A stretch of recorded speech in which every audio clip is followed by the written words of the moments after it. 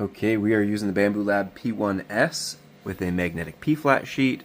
We are creating an applique with a Dragon Con textile using a pumpkin negative modifier. We'll pull these magnets off and see what it looks like.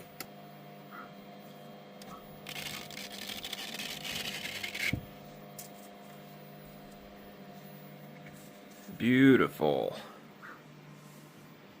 We can sew this on to a base textile. Wow, that is gorgeous.